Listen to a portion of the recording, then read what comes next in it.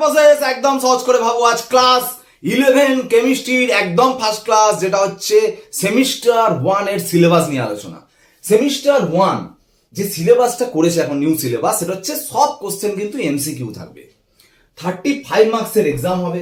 এই 35 মার্কসের এক্সামে যে চ্যাপ্টারগুলো ইনক্লুড করা হয়েছে পরপর, সেটা হচ্ছে 7টা চ্যাপ্টার পরপর। দেখো চ্যাপ্টার নামগুলো প্রথমে বলছি। 1 নম্বর হচ্ছে রসায়নের প্রাথমিক ধারণা, some basic concept of chemistry. কত নম্বর থাকবে? 3 নম্বর থাকবে। তারপরের চ্যাপ্টার কি আছে? পরমাণুর গঠন, স্ট্রাকচার অফ অ্যাটম, যেটা কত নম্বর থাকবে? 6টা কোশ্চেন থাকবে, 6টা এমসিকিউ। তারপরের কোশ্চেন মৌলের শ্রেণীবিভাগ এবং ধর্মের পর্যাবৃত্তি, যেটা হচ্ছে পর্যায় সারণী বলে, পিরিয়ডিক টেবিল। এটাই কত নম্বর থাকবে? Classification of elements and periodicity, যেটাকে বলা হয়, 4 নম্বর থাকবে, মানে 4টে এমসিকিউ থাকবে। তারপরে রাসায়নিক বন্ধন এবং আণবিক গঠন, মানে কেমিক্যাল বন্ডিং, যেটা মলিকুলার স্ট্রাকচার, কত নম্বর থাকবে? 6 নম্বরের কোশ্চেন থাকবে। তারপরে পদার্থের অবস্থা, কঠিন গ্যাস মানে সলিড আর গ্যাস থাকবে, স্টেটস অফ ম্যাটার, কত নম্বর থাকবে? 4 নম্বর থাকবে। নেক্সট চ্যাপ্টার হচ্ছে S block elements, S block মৌল, যেটা হচ্ছে 1 আর 2 গ্রুপ, ঠিক আছে, এটা কত নম্বর থাকবে? 5 marks. Next chapter P block elements, 13-14 groups, যেটা কত নম্বর থাকবে? 7 মার্কস। টোটাল 35 মার্কসের কোশ্চেন, মানে 35 নম্বরের এমসিকিউ কোশ্চেন থাকবে। কোনো অপশন থাকবে না, সবকটা চ্যাপ্টার কিন্তু ভালো করে তোমাকে পড়তে হবে, ঠিক আছে? তো আমরা এক এক করে একটু ডিটেলস আমি বলছি, দেখো কিভাবে তোমরা ভাববে এই চ্যাপ্টারগুলোকে। প্রথম যে চ্যাপ্টারটা আছে দেখো, এইটা 9-10 এ তোমরা দেখবে মোল কনসেপ্ট পড়েছিলে, অনুসংখ্যা, পরমাণু সংখ্যা নির্ণয়, ক্যালকুলেশন, মেনলি ম্যাথের ওপর নির্ভর করে আছে এই চ্যাপ্টারটা। প্রায় পুরোপুরি ম্যাথ ওরিয়েন্টেড চ্যাপ্টারটা। তোমরা 9-10 এ যেটা করেছিলে, বিভিন্ন পরমাণু সংখ্যা, অনুসংখ্যা, বুঝতে পেরেছো তো? অ্যাটম নাম্বার, মলিকুল নাম্বার বের করা, ক্যালকুলেশন, সেই ক্যালকুলেটিভ গুলো এই চ্যাপ্টারের মধ্যে মেনলি আসে। এখান থেকে 3 নম্বরের কোশ্চেন থাকছে। নেক্সট চ্যাপ্টার যেটা পরমাণুর গঠন, স্ট্রাকচার অফ অ্যাটম, এটা কিন্তু 9-10 এর চ্যাপ্টারের মতোই। এখানে রাদারফোর্ড থিওরি, বোর থিওরি, কিছু এক্সট্রাও ইনক্লুড হবে, যেমন ডি ব্রগলি রিলেশনশিপ, হাইজেনবার্গ, ঠিক আছে। আর একটা ইলেকট্রন বিন্যাস, ইলেকট্রন কনফিগারেশন, যেটা 9-10 এ শিখেছিলে।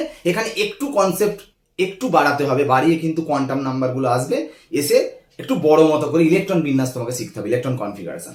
এখান থেকে কিন্তু ইলেকট্রন কনফিগারেশনটা ভালো করে শিখতে হবে। এটাই কি বলা হয়? Fundamental chemistry. আমি ফান্ডামেন্টাল কেমিস্ট্রি কথাটা এই কারণে বলতে চাইছি, এটাই যেগুলো পড়া ছাড়া কোনো গতি নেই, অর্থাৎ যেগুলো পড়লে তবেই তুমি সেকেন্ড সেমিস্টার পারবে, তবেই সেটা 12-এ গিয়ে কাজে লাগবে, তবেই সেটা ফার্দার আরো বড় ক্লাসে, অর্থাৎ বিএসসি লেভেল, এমএসসি লেভেলে সেই একই জিনিসই আসবে, সেগুলো হলো ফান্ডামেন্টাল কেমিস্ট্রি। যেমন স্ট্রাকচার অফ অ্যাটমের মধ্যে ইলেকট্রন কনফিগারেশন, ইলেকট্রন বিন্যাসটা কিন্তু ভালো করে তোমাদের শিখতে হবে। আচ্ছা, এখানেও কিন্তু হাফ থিওরি আছে, হাফ ম্যাথ আছে। এখানে হাফ ম্যাথ করতে হবে কিন্তু, ঠিক আছে? তারপরে চ্যাপ্টার কি আছে? পর্যায় সারণী, পিরিয়ডিক টেবিল। এটা কিন্তু প্রায় 9-10 কনসেপ্টই পুরো হয়ে যাবে। একটু ডেপথ কনসেপ্ট তো হবেই 11-12, তাই না? একটু ডেপথ কনসেপ্ট, মানে 9-10 এর ম্যাক্সিমাম টাইপ এখানে আছে, ঠিক আছে? তো এখানে কোনো ম্যাথ নেই, একদম পুরো থিওরি বেস, কিন্তু কনসেপচুয়াল। এটাও কিন্তু ফান্ডামেন্টাল কেমিস্ট্রি। অ্যাটমিক স্ট্রাকচারের মধ্যে যেটা ইলেকট্রন কনফিগারেশন, আর এটার পুরোটাই ফান্ডামেন্টাল কেমিস্ট্রি, মানে একদম ভালো করে শিখতে হবে।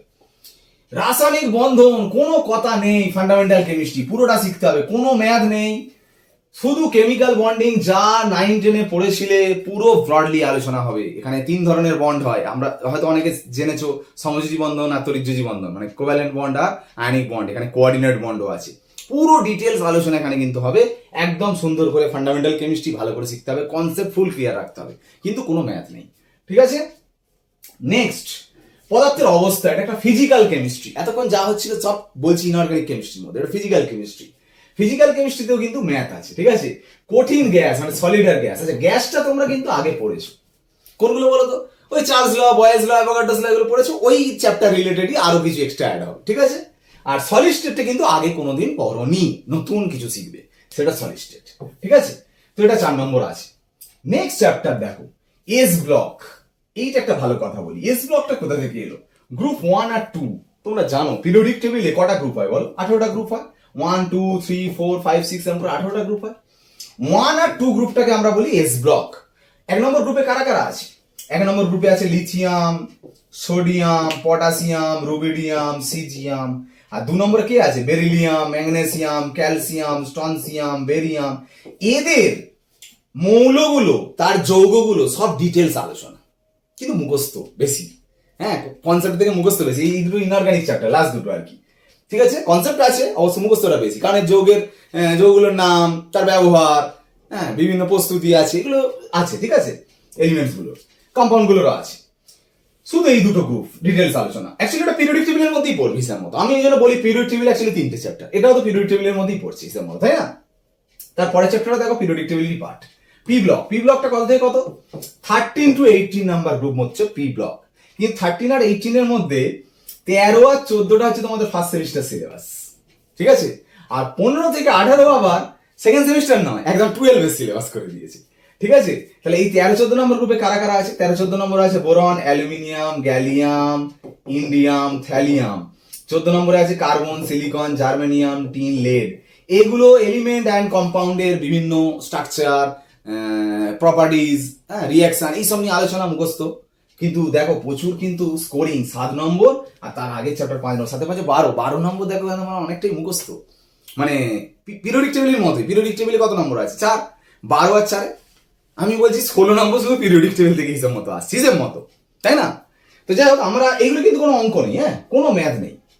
তাহলে দেখো 7টা চ্যাপ্টারের মধ্যে এটা ম্যাথ নেই, এস ব্লকে ম্যাথ নেই, স্টেটস অফ ম্যাথ মানে একটা চ্যাপ্টারে ম্যাথ হলো, এটাই ম্যাথ নেই, এটাই ম্যাথ নেই, এটাই ম্যাথ আছে। 2টো চ্যাপ্টার ম্যাথ হলো, 3টে চ্যাপ্টার ম্যাথ হলো, 3টে চ্যাপ্টারে ম্যাথ আছে, মানে টোটাল 7টা চ্যাপ্টারের মধ্যে 3টে চ্যাপ্টারে কিন্তু তোমাকে ম্যাথ করতে হবে, ঠিক আছে? ফান্ডামেন্টাল কেমিস্ট্রির মধ্যে আবারও বলে দিচ্ছি কোনগুলো কিন্তু একদম পড়তেই হবে, কোনো কথা চলবে না, সবই তো পড়বে, কিন্তু একদম ভালো করে কনসেপ্ট নিতে হবে।